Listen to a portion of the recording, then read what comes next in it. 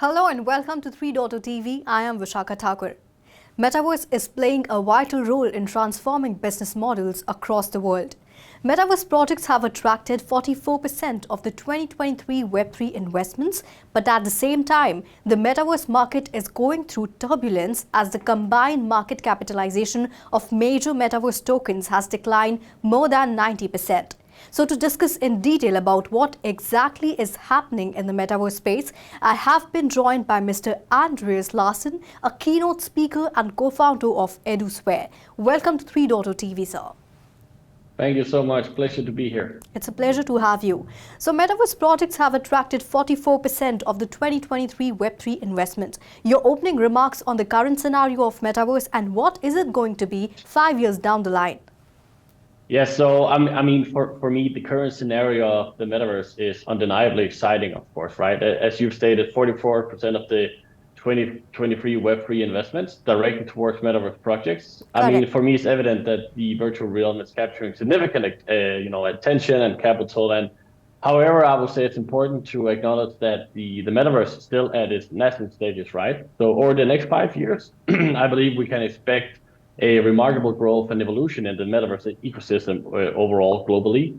And I guess we're likely to witness improved immersive experiences, more interconnected worlds, and on the other hand, burgeoning economy driven by virtual assets and services, of course. So to finally answer the question, it's not just in terms of entertainment, but coming from EduSphere as well, the platform for social interactions, work, education, and commerce, definitely.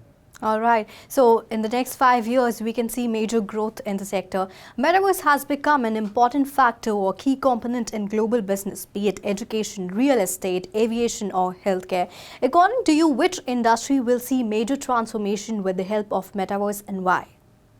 Yeah, so looking into what is the Metaverse, right? A big part of Metaverse is the whole interaction part and the experience part, as we know from things such as Roblox and etc. So for me, I believe education will see a major transformation with the help of the Metaverse. So you will have virtual classrooms, immersive educational experiences that, by end of the day will make learning more engaging and accessible to students globally on the globe. So next to this, I believe real estate will also undergo significant changes because virtual property and digital architecture become valuable assets. So least but not last, healthcare is also a part where the Metaverse can enhance telemedicine, medical training. Next to this, enable doctors, surgeons to practice and rewrite rules in that matter. So for me, that is the main ones, being real estate, education, and healthcare. All right, so real estate, healthcare and education sector will see major transformations with the help of Metaverse. Metaverse market is currently going through a turbulence. As of September 2023, the combined market capitalization of major Metaverse tokens, SAND, AXS, ENJ and MANA has dwindled to a mere $1.23 billion, marking a staggering 92% decline from their peak. So what are the reasons which led to this decline? Yeah, so, is it, when it comes to the Metaverse, is it the hype or is it hope? Some people might judge and verdict that it will be hope. But of course, the token market capitalization can be attributed to several factors. So firstly, the initial hype that we had, and there's also been done a lot of speculative investments in the Metaverse. I think it kind of led into an unsustainable bubble, which eventually burst. That's how it normally goes. Secondly, I would say regulatory concerns and uncertainty around the whole legal status of virtual assets have negatively impacted investors' confidence, right?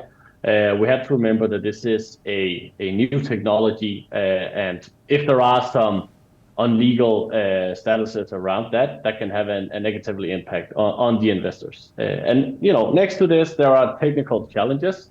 As you see here behind me, I have a VR headset, right?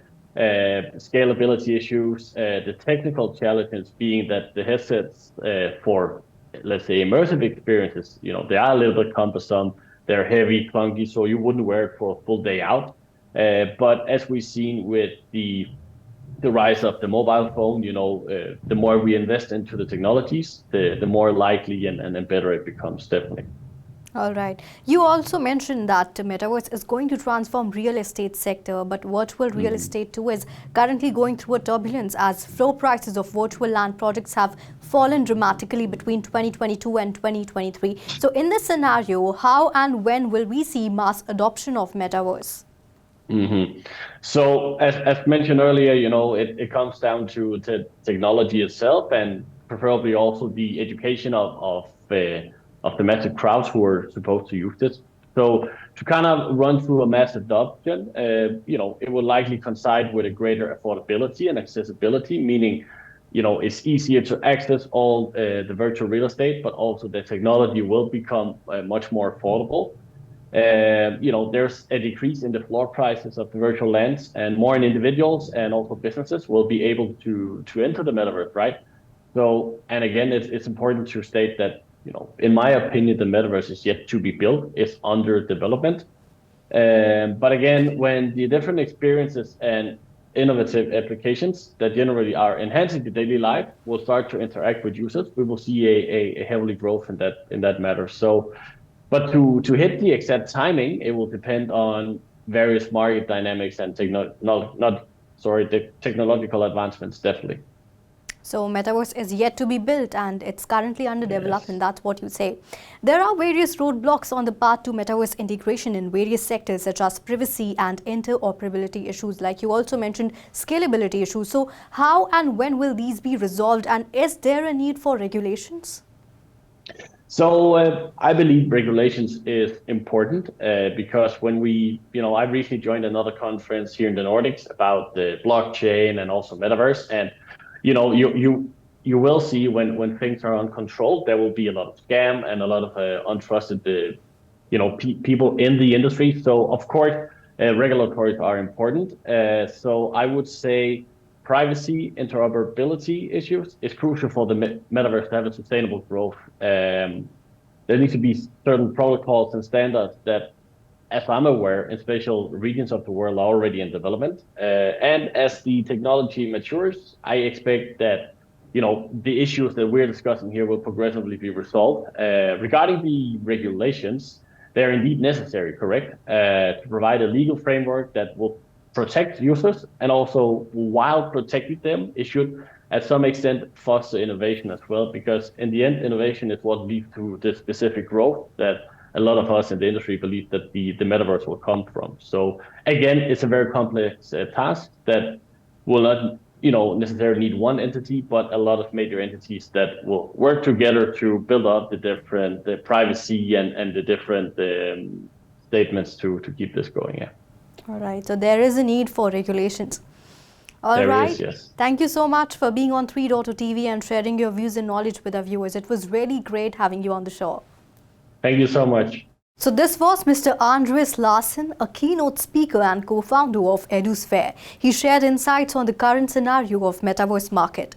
Keep watching 3.0 TV. Do not forget to like, share and subscribe to our channel. And for updates related to Web3, please log on to our website www.3versetv.io or scan the QR code. This is me, Vishakha Thakur, signing off.